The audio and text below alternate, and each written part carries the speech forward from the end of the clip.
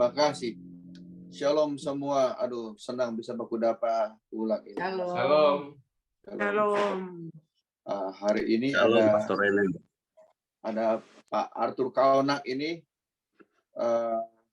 mantan pemusik yang luar biasa terkenal dari SAS Group dari Surabaya yang dia pemain tua.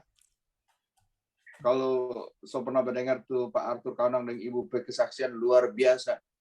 Luar biasa, memberkati banyak orang. Luar biasa, itu Amin. luar biasa itu. Amin. Itu berkat doa seorang istri luar biasa. Aduh, Ibu Yuli sangat mengagumkan. Jadi laki-laki nyandak boleh bersombong. Karena mau itu apa doa. Luar biasa itu Ibu Yuli.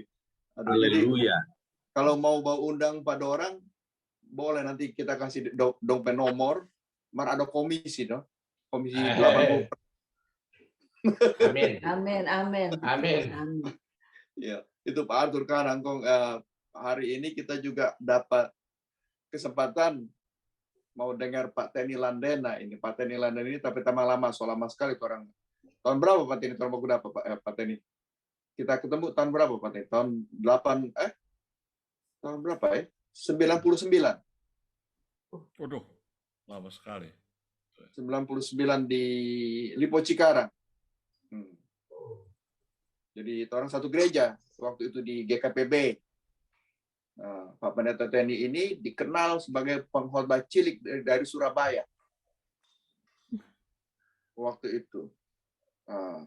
Tapi sekarang setelah 50 tahun kemudian sudah enggak cilik lagi. Silakan Pak Teni. Ya, terima kasih Pak Teni.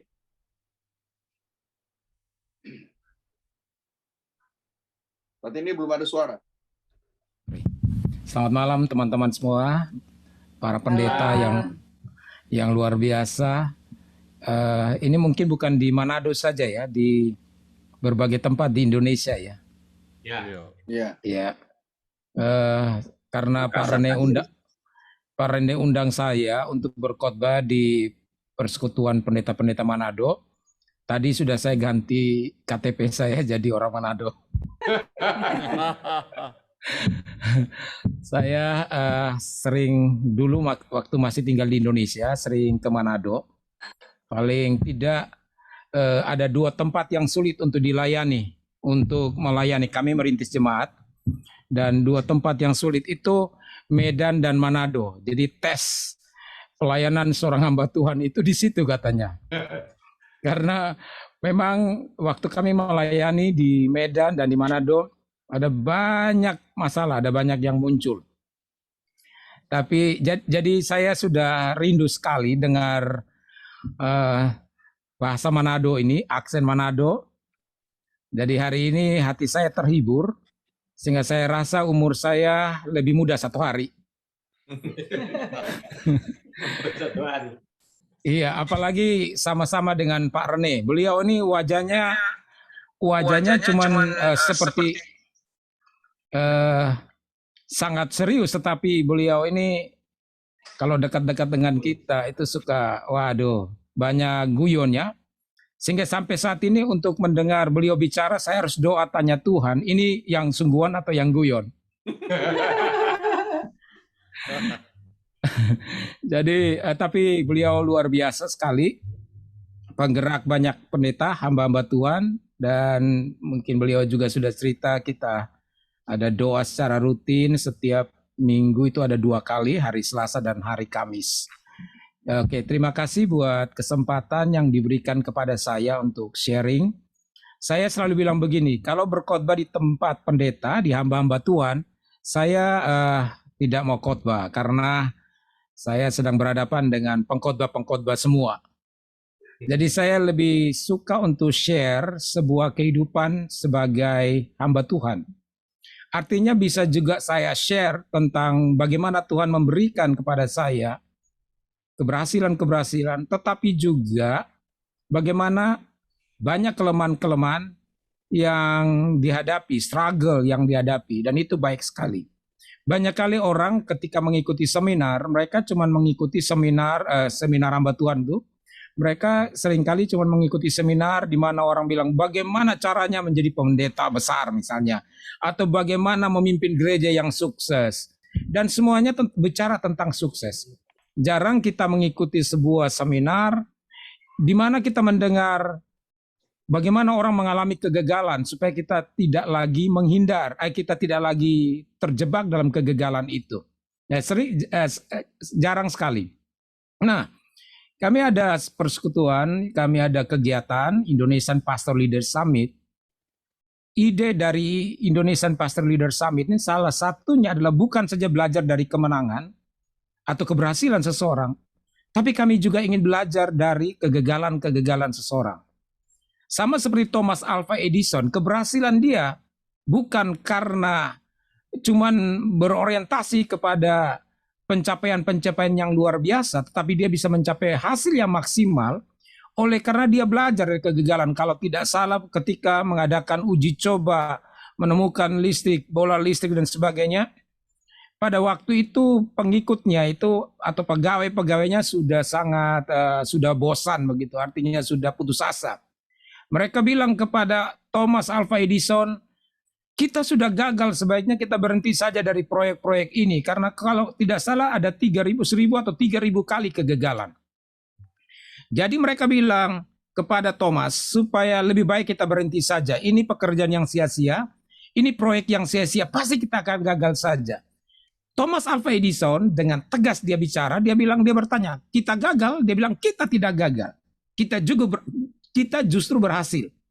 Karena ada 3000 hal yang tidak boleh dilakukan oleh orang-orang. Dan sebelum orang-orang lain tahu, kita sudah tahu bahwa ada 3000 hal yang tidak boleh kita lakukan. Dan akhirnya dia menjadi seorang penemu yang luar biasa.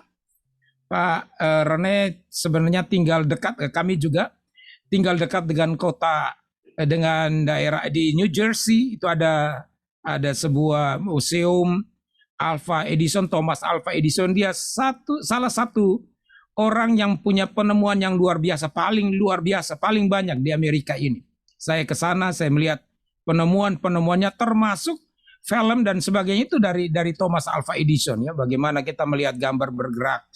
Dan itu luar biasa sebab mereka belajar dari kesalahan-kesalahannya. Jadi artinya kita sebagai hamba Tuhan kadang-kadang melakukan hal yang luar biasa, dan secara manusia kalau kita lakukan sesuatu yang sukses, dipuji, diberitakan, wah hati itu senang. Ya itu normal, itu kecenderungan manusia. Tetapi sebaliknya, apabila ada di antara kita hamba-hamba Tuhan yang di dalam kehidupannya mengalami kegagalan-kegagalan, kita tidak perlu larut dalam rasa malu yang berlebihan, atau kemudian menjadi discouraged, menjadi putus asa, tetapi belajar dari pengalaman-pengalaman orang-orang besar, baik di dalam Alkitab maupun di dalam kehidupan kita, di dalam sejarah gereja, ataupun dalam sejarah pelayanan, kita melihat bahwa orang-orang yang berhasil itu bukannya orang-orang yang tidak pernah mengalami kekalahan, tetapi ketika dia jatuh, dia bangkit lagi. Itu yang luar biasa. Sehingga saya bisa bersaksi di sini, sekian tahun melayani Tuhan sejak Tuhan panggil saya, dari usia 12 tahun hingga saat ini tetap melayani Tuhan. Jadi di usia 12 tahun Tuhan sudah pakai untuk memberitakan Injil ke seluruh pelosok Indonesia dari Sabang sampai Merauke dan ke berbagai tempat. Tapi di dalam pelayanan-pelayanan itu saya belajar banyak hal. Dan tentu saja tidak selalu misalnya saya merasa terus bersemangat.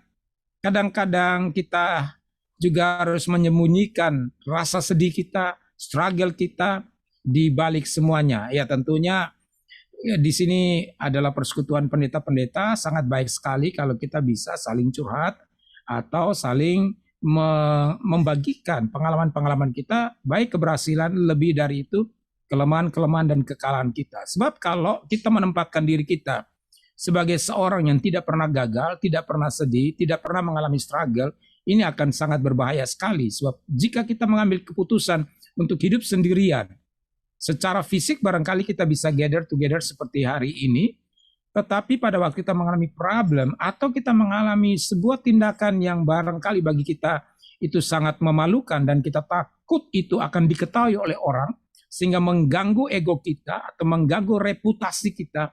Ini sangat sangat berbahaya sekali karena pada saatnya kalau kita tetap dalam keadaan seperti begitu, pertanyaan adalah how long, berapa lama kita akan bertahan seperti itu. Nah, kenapa saya harus berbicara seperti ini? Karena kita melihat apa yang sedang terjadi saat ini, khususnya pada saat masa pandemik.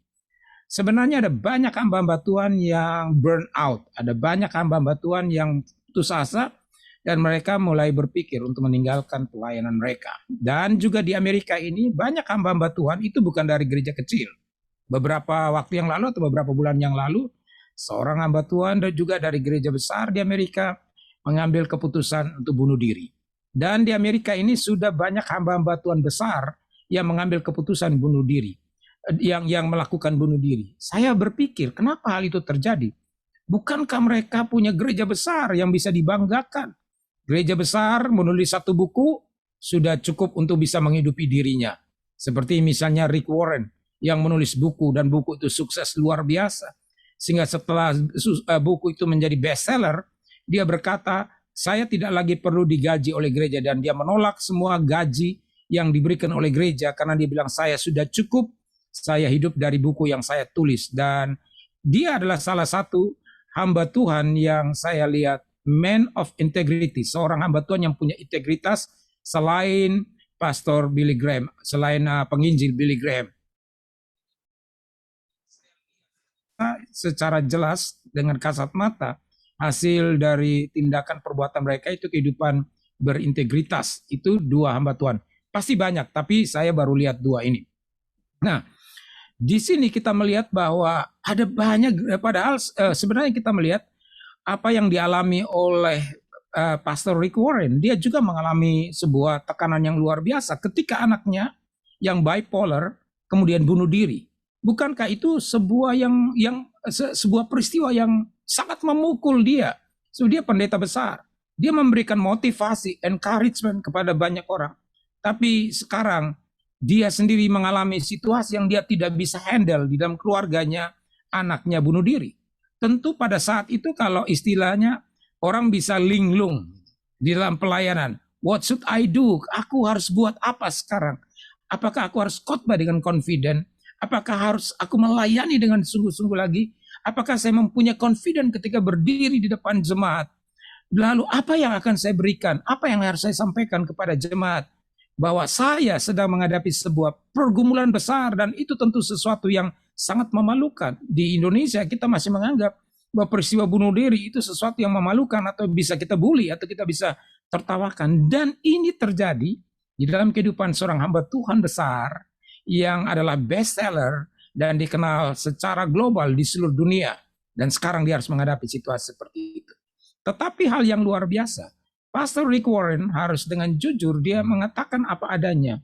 Dan justru kematian dari anaknya karena bunuh diri itu tidak membuat dia tenggelam. Biasanya yang lain selesai sudah. Tidak membuat dia tenggelam di dalam pelayanan. Kalau kita katakan karir ya, atau kita katakan saja panggilan lebih rohani.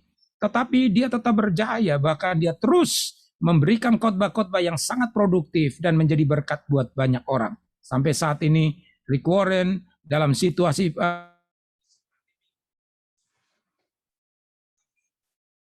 karena kami akan adakan di Indonesia Pastor Leaders Summit, akan banyak sekali library research tentang gereja-gereja dan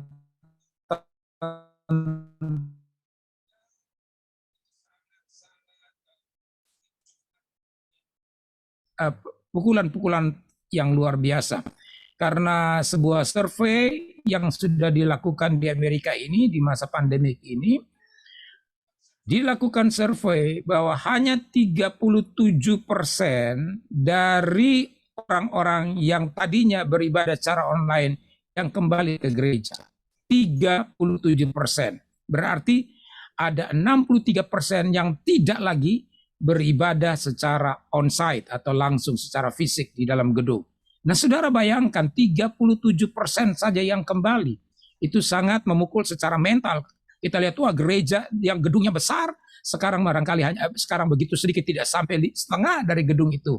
Kemudian termasuk itu berpengaruh kepada keuangan, kepada finansial gereja. Dan kalau finansial gereja sudah turun, itu juga akan berpengaruh kepada kehidupan hamba-hamba Tuhan, sebab mereka hidup dari situ. Dan tentunya pada titik itu orang mulai berpikir, saya harus buat apa?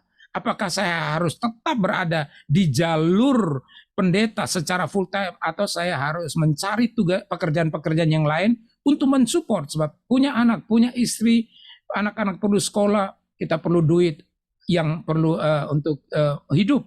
Dan ini yang sebenarnya sedang terjadi, tidak tertutup kemungkinan. Coba kita lihat gereja-gereja di Jakarta, gedung-gedung gereja yang besar, yang sudah disewa. Saya dengar teman saya itu, kalau dia harus punya gedung yang untuk ibadah di tempat-tempat umum, misalnya di mall dan sebagainya, gedung itu paling tidak harus sudah disewa selama 5 tahun. Ada lagi yang punya duit, dia sewa langsung 10 tahun. Jadi akhirnya yang 5 tahun yang bisa sewa 1 tahun, waduh, dia pasti tidak akan dapat apa-apa. Dan teman saya ini menceritakan kekecewaan dia ketika dia sudah deal di satu tempat untuk bisa sewa tempat itu buat gedung gerejanya. Mereka bukan jemaat besar, mereka punya finansial yang terbatas, tapi tiba-tiba ada gereja yang duitnya banyak, kemudian datang kepada pemilik tempat ini, pemilik fasilitas ini, dan berkata, saya bisa untuk sewa sekian tahun, mungkin 10 tahun atau 7 tahun, saya lupa itu. Dan sangat sedih sekali, teman saya ini yang sudah sewa untuk hanya minta 1 tahun, 2 tahun itu dibatalkan, dan dia bisa menerima orang atau gereja atau organisasi yang punya duit yang banyak ini. Nah, sekarang dalam kondisi seperti begini, tentu gereja-gereja yang besar ini bukan lagi menjadi gedung, menjadi aset, tapi sebenarnya menjadi beban. Seperti gereja-gereja di Eropa dan gereja-gereja di Amerika. Dulu gereja-gereja Eropa, gereja Amerika yang besar dulu menjadi aset, dulu menjadi modal, tapi sekarang menjadi beban karena mereka membutuhkan biaya maintenance yang tidak sedikit, sehingga akhirnya gereja itu difungsikan sebagai tempat untuk sekolah atau klinik atau tempat-tempat lainnya, atau disewakan supaya gereja itu bisa bertahan. Dan kalau ada satu gereja besar di Philadelphia ini, gereja Amerika, yang itu saya bilang jemaatnya sudah pindah semua di luar gedung. Teman saya bingung waktu saya cerita seperti begitu. Terus saya bawa dia lewati gereja itu, gereja yang bangunannya besar. Itu di dalam gereja itu kosong, ibadah paling beberapa orang saja, dan itu pun sudah tua-tua, tinggal kita doa penutup begitu. Doa terakhir. Dan yang ada adalah di luar gedung. Lalu saya katakan, kenapa jemaatnya sudah pindah di luar gedung? Karena di luar gedung, halaman gereja itu sudah penuh dengan kuburan-kuburan. Jadi semua jemaat tua itu yang sudah meninggal dikuburkan langsung di halaman gereja. Jadi jemaatnya saya bilang sekarang beribadah di luar gedung gereja. Kenapa? Karena dengan menguburkan di gedung itu, gereja akan punya duit untuk bisa survive. Jadi apa sajalah yang bisa dilakukan untuk bisa survive. Nah, ini hal-hal yang sedang terjadi, sehingga perlu sekali kita bersekutu seperti ini untuk supaya apa? Bisa saling sharing, bahkan bisa saling membantu supaya kita tidak berhenti di tengah jalan. Demikian juga itu sebabnya sedikit saya share tentang Indonesian Pastor Connection itu, visinya adalah di situ. Bagaimana semua gereja bersinergi, yang kuat bersinergi. Sehingga jika ada gereja-gereja kecil, hamba-hamba Tuhan yang tidak didukung oleh finansial yang besar atau dengan fasilitas yang besar, kita bisa saling tolong-menolong, kita saling menguatkan satu dengan yang lain, supaya bersama-sama together we serve God, together we reach God's vision, ya, sama-sama kita menjangkau visi Allah.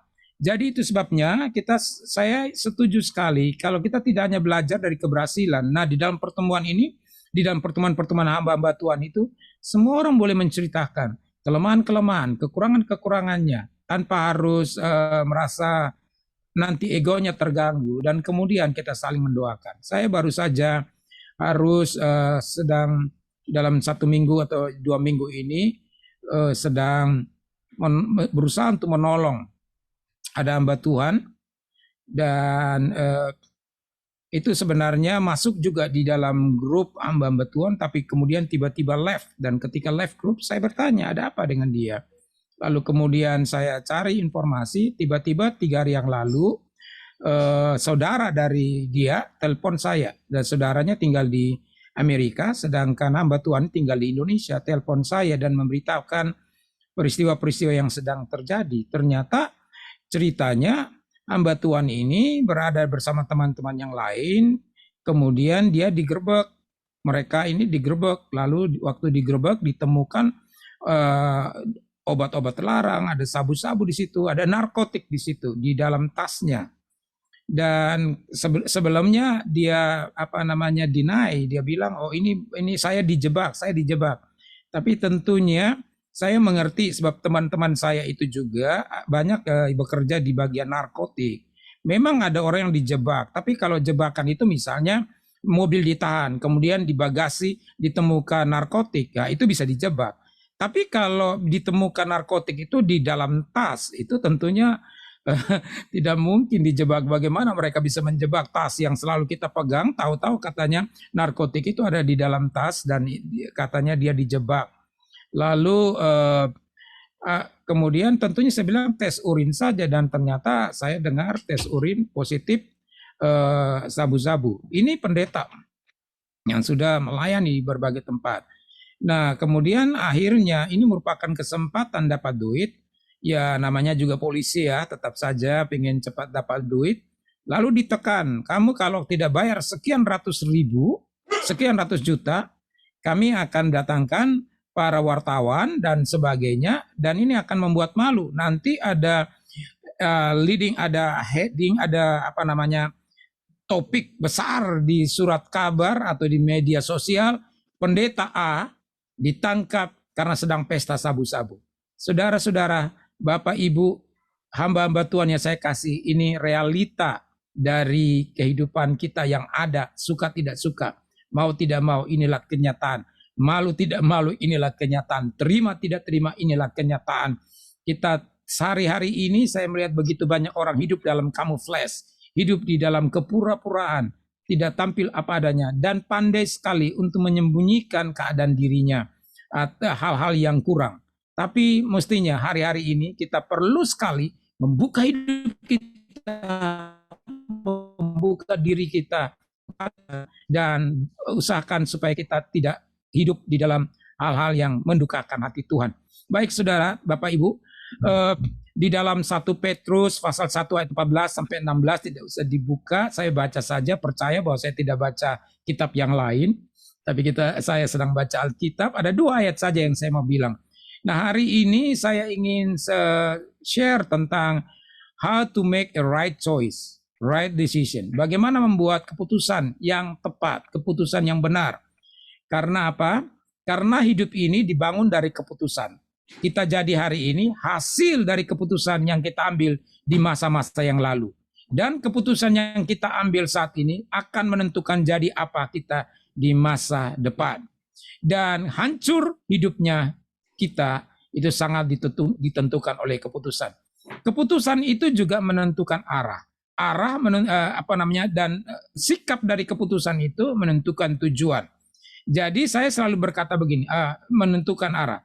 Sikap itu selalu menentukan arah. Kalau kita lihat pesawat, kalau dia moncongnya mulai menghadap ke atas, itu kita tahu bahwa pesawat ini akan take off. Tapi kalau moncongnya sudah ke bawah, kita tahu bahwa pesawat ini akan landing. Jadi sikap itu menentukan arah. Attitude kita itu menentukan direction kita, menentukan goal kita. Sampai enggak kita kepada sasaran kita, itu ditentukan oleh sikap yang kita buat. Dan salah satu sikap ini adalah how we make a decision. Bagaimana caranya kita membuat keputusan. Saya kira hamba-hamba Tuhan sebagai penggembala dalam satu hari, apalagi hari Minggu atau hari Sabtu, tapi pasti dalam setiap hari, kita akan membuat keputusan-keputusan. Kalau kita tidak membuat keputusan, kita tidak harus jadi pemimpin. Tapi karena kita disebut pemimpin, suka tidak suka, mau tidak mau, kita pasti setiap hari akan berhadapan dengan keputusan-keputusan dan kita harus membuat keputusan. Karena apa? Jemaat kita punya banyak masalah. Kalau kita punya 100 jemaat, kita punya 100 problem. Dan mereka tentu ingin supaya hamba Tuhan, gembala sidangnya akan membuat keputusan buat mereka. Dan kita harus membuat keputusan buat mereka juga. Kita harus membuat keputusan-keputusan untuk mengatasi persoalan-persoalan yang menghadapi. Selain itu, kita juga harus mengambil keputusan buat diri kita. Karena begini, ada kalimat atau ucapan yang orang bilang begini. Kalau Anda tidak mau mengambil keputusan atau ragu-ragu dalam mengambil keputusan, maka orang lain yang akan mengambil keputusan buat Anda. Contohnya, hal-hal yang sederhana, simpelnya misalnya dalam hal makan. Saudara tahu bahwa dalam mencari makan itu suami istri bisa berantem juga. Suaminya tanya, mau makan apa? Istrinya bilang terserah. Gitu. Tapi kemudian suaminya bilang, oke, kita makan di rumah makan Padang ini. Istrinya akan bilang, oh saya nggak suka. Loh, tadi katanya terserah. Lalu kadang-kadang bisa berubah-berubah. Sudah mau ke situ harus pindah kemana-mana. Nah karena itu saya belajar hal simpel ini ketika saya mulai mengambil keputusan menjadi misionaris. Waktu itu saya pergi melayani di Filipina dan hampir mati di sana karena berada di daerah ekstrim, daerah radikal, dan orang-orang pada datang bawa senjata untuk membunuh. Lalu teman-teman saya dari OMF itu ditangkap dan mereka tidak ada sampai saat ini karena mereka dibunuh. Jadi kalau saudara daerah itu orang-orang Moro, orang-orang Morovia, orang-orang di daerah selatan atau apa itu, Manado kan dekat dengan Filipina ya. Jadi kita tahu tempat-tempat itu. Nah pada waktu itu saya belajar juga mengenai hidup ini. Saya tinggal di sebuah rumah. Rumah ini adalah dimiliki atau disewa oleh seorang hamba Tuhan, seorang penginjil dari seorang misionaris dari Australia. Dan saya belajar dari situ. Pada waktu dia tanya kepada saya, mau makan apa? Saya bilang terserah, dan dia menasihati saya. Dia bilang jangan jawab terserah, karena ketika Anda bicara terserah, Anda memberikan tugas, kasih kerjaan buat orang lain untuk berpikir. Jadi jika Anda bisa menjawab dengan pasti, itu sudah meringankan beban orang lain untuk berpikir. Jadi dia bilang jangan selalu berkata terserah, harus buat keputusan. Mulai pada waktu itu saya belajar, oh inilah seharusnya menjadi seorang hamba Tuhan, bahwa saya harus membuat keputusan, jangan selalu berkata terserah. Nah kalau kita sebagai pendeta, lalu di dalam gereja ketika kita harus mengambil keputusan, lalu ditanya, Pak Pendeta bagaimana nih? Kita selalu berkata terserah. Nanti gereja itu akan dikomandani, akan dimanage, akan diatur oleh orang-orang itu. Dan akhirnya kita yang pada akhirnya gigi jari. Karena tiba-tiba gereja itu sudah dikuasai oleh orang-orang dengan motivasi-motivasi yang salah. Sehingga saya katakan, kita tiap hari harus berhadapan dengan keputusan dan harus mengambil keputusan. Dan jangan selalu berkata terserah. Harus buat satu keputusan. Ini bukan berbicara soal otoriter. Tapi ini berbicara tentang if you don't make a decision, the other people will make decision for you. Jadi itulah sebabnya saya mau baca buat kita. Ada satu keputusan yang sangat penting. Membuat keputusan itu banyak. Tapi hari ini saya ingin mengarahkan kepada kita kepada satu hal yang tidak terlalu canggih sebenarnya untuk kita pikirkan. Ini sederhana yang kita sering dengar, tapi justru yang sederhana itu sering kita abaikan, yaitu keputusan untuk hidup berkenan di hadapan Tuhan. 1 Petrus 1 ayat 14-16 berkata, hiduplah sebagai anak-anak yang taat dan jangan turuti hawa nafsu yang menguasai kamu pada waktu kebodohanmu.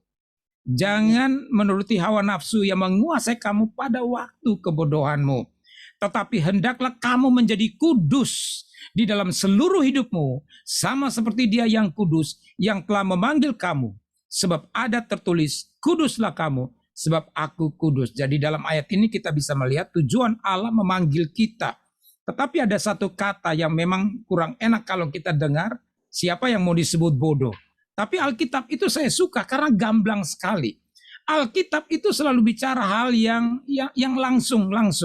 Hanya manusia saja yang ingin membuat sesuatu yang katakanlah hal dosa itu dipoles dengan kata-kata yang lain supaya kelihatan canggih sekali. Kalau kita lihat dalam Alkitab bahasa Inggris, misalnya Alkitab bahasa Inggris lama selalu mengatakan kita dikatakan thy, your menjadi thy. Lalu kemudian kita ingat Alkitab kita dulu sebelum diterjemahkan ke bahasa-bahasa sekarang ini, Alkitab dulu kita berkataan kepada who. Ya, kita ganti semua dengan kalimat-kalimat yang bagus, yang canggih. Nah, tapi kita lihat di sini ada satu kata yang mungkin juga bisa mengusik ego kita, dikatakan supaya kamu jangan menuruti hawa nafsu menguasai kamu pada waktu kebodohanmu. Pada waktu kebodohanmu. Berarti ada kemungkinan kita ini yang tidak sempurna ini berada pada situasi melakukan sebuah kebodohan. Entah itu dalam mengambil keputusan, entah itu dalam berkata-kata, entah itu dalam bertindak, entah itu pada waktu kita berkhotbah. Ada saat-saatnya, kadang-kadang kita tergelincir dan membuat kebodohan-kebodohan. Dan di sini kita akan berbicara bagaimana kita membuat keputusan dalam hidup ini. Apakah kita membuat keputusan dengan cermat, dengan bijaksana, atau kita melakukannya dengan kebodohan.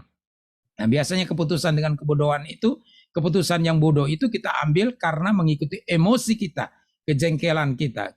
Saya belajar lagi, orang bilang begini, kalau engkau berada di dalam emosi yang tidak stabil, jangan mengambil keputusan yang penting, jangan mengambil keputusan yang apa-apa yang penting.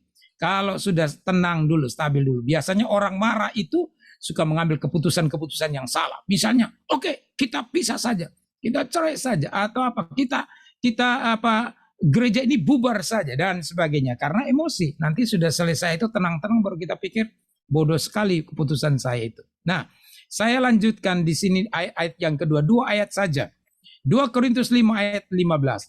Dan Kristus telah mati untuk semua orang, supaya mereka yang hidup tidak lagi hidup untuk dirinya sendiri. Ini adalah sebuah choice. Bagaimana kita hidup? Itu adalah sebuah pilihan. Supaya mereka yang hidup tidak lagi hidup untuk dirinya sendiri. Pilihan untuk hidup tidak lagi untuk dirinya sendiri, tetapi hidup untuk Tuhan. Nah, kita tahu. Barangkali Bapak, Ibu pendeta berkata, saya sudah tahu, itu sebabnya saya jadi pendeta. Karena saya ingin hidup untuk Tuhan. Tetapi pada praktiknya, seringkali kita harus mulai mereview, melihat lagi, mengevaluasi apakah hidup saya ini untuk Tuhan, atau apakah pelayanan saya ini untuk Tuhan, atau pelayanan saya ini untuk kebesaran organisasi saya. Waktu yang lalu dalam pertemuan dengan Pak Rene, hamba-hamba Tuhan, saya share tentang integritas. Seorang hamba Tuhan besar menulis sebuah jurnal, dia bilang saya mesti akui, saya seorang pendeta besar, punya gedung yang besar. Gereja yang besar dibutuhkan, tidak selalu salah. Orang kadang-kadang mencemooh, kenapa sih kau bangun gereja? Tetapi mereka tidak pernah melihat bahwa oleh karena ada pertumbuhan jemaat, di mana jemaat ini harus ditampung? Harus bangun gereja. Lalu orang mulai membangun gereja-gereja besar yang mewah. Nah, ini juga menjadi pertanyaan. Hamba Tuhan ini besar ini berkata begini, saya harus menilai kembali diri saya. Apakah saya sedang membangun gereja ini oleh karena kebutuhan pelayanan atau sedang jor-joran? Dia bilang dengan bahasa Inggrisnya, atau untuk menyenangkan ego saya. Dan dia bilang begini, saya harus mengakui bahwa kadang-kadang saya tergelincir di sini. Ketika saya melihat teman hamba Tuhan A bikin gereja yang besar, saya juga bilang, oh saya bisa lakukan, saya bisa bangun gereja yang besar. Akhirnya pembangunan gereja itu bukan untuk pure melayani Tuhan, untuk pelayanan pekerjaan Tuhan. Tetapi ada bagian-bagian di mana kita ingin memuaskan ego kita. Nah, ini sebenarnya kita sedang melakukan sesuatu bukan untuk Tuhan, tapi untuk diri kita sendiri. Kita harus bertanya, ketika kita melakukan sebuah aktivitas ini untuk apa? Untuk popularitas kita, untuk kebesaran kita, atau juga untuk kehidupan finansial kita mencari keuntungan. Nah, saya bersaksi tadi, saya ceritakan tentang hamba Tuhan yang digerebek tadi karena sabu-sabu. Sebenarnya juga dia melakukan banyak hal-hal yang tidak pantas. Ketika berada dalam pelayanan, dia selalu taruh tarif. Dia selalu bilang begini, berani bayar saya berapa kalau saya tetap ada di gereja ini, dan sebagainya, dan sebagainya. Nah, ini sebabnya pertanyaan adalah hidupku untuk Tuhan atau hidupku untuk diriku sendiri. Kalau Paulus berkata, hidupku untuk Tuhan. Kalau aku hidup untuk Tuhan, mati adalah keuntungan. Nah, Berarti kita sudah mendapatkan kesimpulan kalau hari ini kita sebagai hamba Tuhan, hidup kita bukan untuk Tuhan, maka mati adalah kerugian. Makanya di sini kita mesti mengerti dengan sesungguhnya apakah kehidupan saya, dalam setiap kehidupan saya ini saya melayani Tuhan, atau pada waktunya, pada akhirnya kita akan mendengarkan kalimat yang sebenarnya buat kita ingin hindari. Sebuah kalimat dari Tuhan yang berkata, bukan setiap orang yang berseru Tuhan, Tuhan, Tuhan yang akan diselamatkan, tapi mereka yang melakukan kehendak Allah. Kita belajar dari situ. Saya lanjutkan ayat ini, menyelesaikan ayat ini. Tidak lagi hidup untuk dirinya sendiri, tetapi untuk Dia yang telah mati dan telah dibangkitkan untuk mereka. Jadi kita mesti bertanya, apakah kita hidup untuk Tuhan atau untuk diri kita sendiri, hanya untuk organisasi, untuk kepentingan kita sendiri, atau untuk Tuhan, untuk melayani Tuhan. Jadi tadi saya sudah berkata bahwa kehidupan ini adalah pilihan-pilihan di mana kita harus memilih dengan tepat, making a right choice untuk kehidupan kita, khususnya di dalam pelayanan. Nah, kita mengerti bahwa tujuan hidup seseorang itu yang telah diselamatkan itu tidak lagi untuk dirinya sendiri, tetapi untuk Tuhan. Kita dipanggil sekarang untuk melayani Tuhan. Karena itu pada waktu kita berkata kita mau melayani untuk Tuhan, maka sebagai buah pertobatan kehidupan kita adalah untuk menyenangkan hati Tuhan atau hidup sesuai dengan kehendak-Nya. Nah, ini sangat penting, menyenangkan hati Tuhan. Saya dipanggil Tuhan seperti yang sudah saya saksikan tadi dalam usia yang sangat muda. Dan saya mengerti arti dipuji. Pada waktu melayani Tuhan, kemudian melakukan kebangunan rohani di mana-mana, kegiatan pelayanan besar-besar, dan itu orang pasti datang akan memuji. Wah, luar biasa. Banyak kesaksian-kesaksian dari mereka yang mengikuti acara kebangunan rohani. Pada waktu itu mereka melihat ketika saya tampil di depan mimbar dengan seorang anak yang pakai celana pendek, pakai baju SMP, lalu sedang berkhotbah. Mereka heran dan mereka menatap di depan mimbar ini dengan tajam. Karena mereka bilang mereka tidak percaya dengan apa yang mereka lihat. Sebab ketika mereka melihat di mimbar itu, bukan seorang anak kecil, tapi seorang yang dikuasai oleh kemuliaan begitu berhikmat, dan bukan lagi seperti anak kecil, tapi seorang dewasa. Sehingga mereka mendekati mimbar ini dan mulai memperhatikan apakah benar ini anak kecil yang sedang berkhotbah atau seorang dewasa. Dan seperti itu, habis khotbah pasti orang akan lari kejar saya untuk minta didoakan, untuk kadang-kadang minta untuk dilihat begitu. Jadi saya dibuat seperti seorang dukun.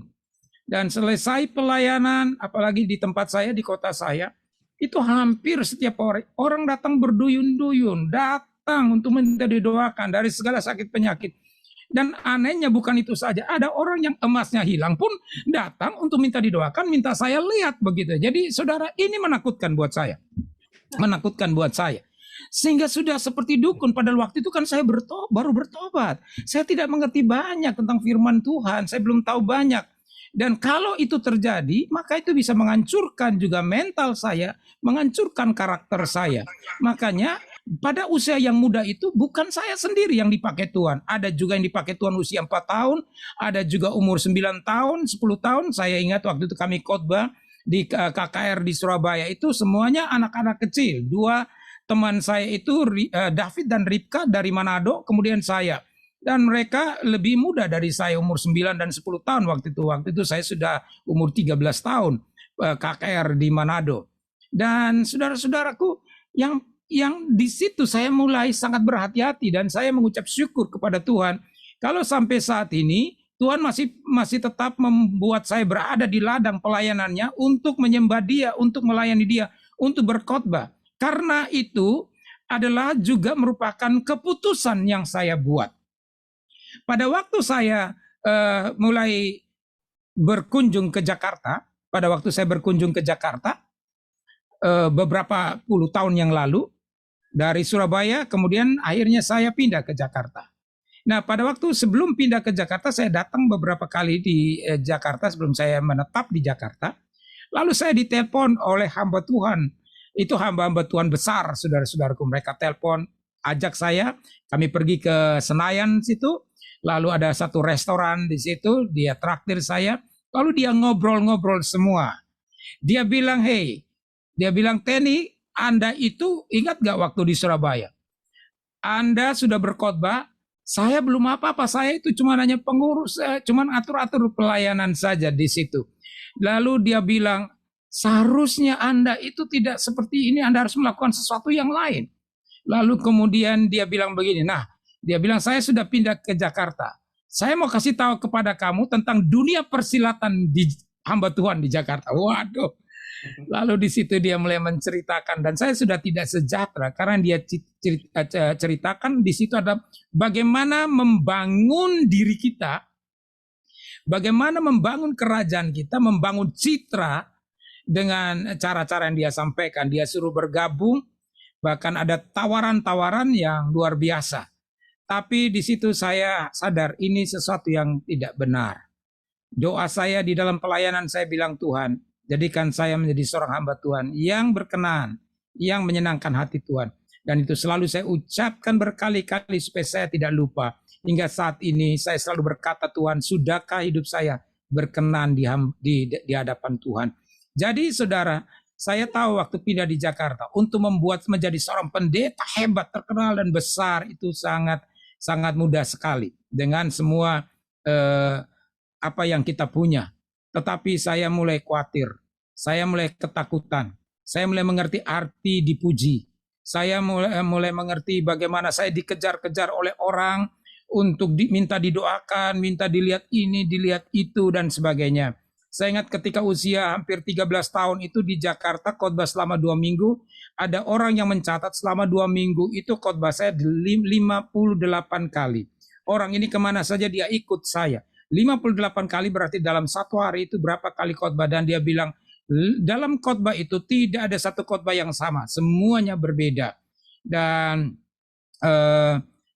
ada toko buku Immanuel dan keluarga ini sangat berjasa sekali dalam mengatur pelayanan saya pada waktu saya mulai melayani dalam usia muda, ya, keluarga Daniel dan keluarganya, dari ada anggota keluarga dari keluarga Daniel ini yang ikut pelayanan saya di mana-mana, dan dia mencatat, saudara-saudaraku. Jadi saya mengerti arti dipuji. Sekarang jujur, kita dipuji senang nggak? Kalau ada orang bilang nggak senang, saya tidak percaya. Itu bohong. Kita senang. Tapi setelah itu kita harus melihat hati kita, hati nurani kita. Kita mengecek yang dipuji ini, apa pujian ini, apakah benar-benar layak dialamatkan ke saya atau harus kepada Tuhan. Saya ingat ada seorang hamba Tuhan, dia berkhotbah tentang Tuhan Yesus mengendarai keledai, lalu kemudian orang-orang melepaskan jubahnya, menghamparkan jubahnya di tanah, kemudian keledai itu bisa berjalan di atasnya, lalu mereka berkata, Hosana, Hosana, dan hamba Tuhan memberikan lelucon. Si keledai bilang, ini buat saya. Wah, keledainya bangga. Sebenarnya buat keledai ini atau buat Tuhan. Jadi kadang-kadang kita lupa bahwa kita cuma keledai yang ditunggangi Tuhan.